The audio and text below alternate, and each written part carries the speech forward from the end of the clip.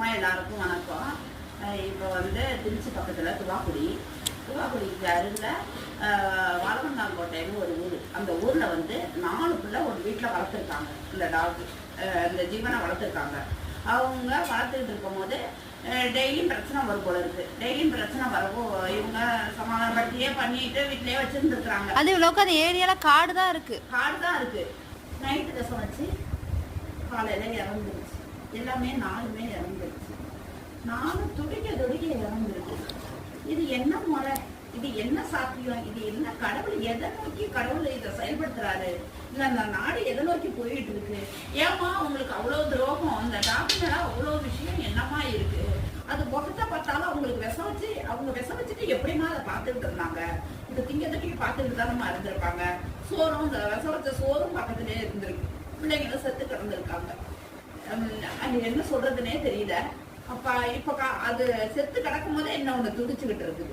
இன்னொன்னு துடிச்சு இன்னொன்னு உடனே செத்துருச்சு. அவங்க என்கிட்ட பேசிக்கிட்டு இருக்காங்க. அதுவும் செத்துருச்சுமாங்கிறாங்க. அப்படியே வரிசையா செத்துக்கிட்டே இருக்கான். அந்த ஏரியாவில் ஆக்ஷன் எடுக்க மாட்டீங்களா? ஏன்னா போலீஸ்காரவங்க மனசாட்சி இல்லாமையா இருப்பீங்க. ஏன்னா ஒரு இறக்கம் கூட இல்லையா? ஒரு 4 டாக்கு ஒரே டயத்துல விஷ வச்சு கொள்றாங்கன்னா டக்கு சரியான நடவடிக்கை எடுக்கிறது இல்லையா? வச்சவங்கள கரெக்டா சொல்றாங்க எய்த்த வீட்டுக்காரவங்கன்னு. அவங்கள வந்து உடனே ஆக்ஷன் எடுக்கிறது இல்லையா?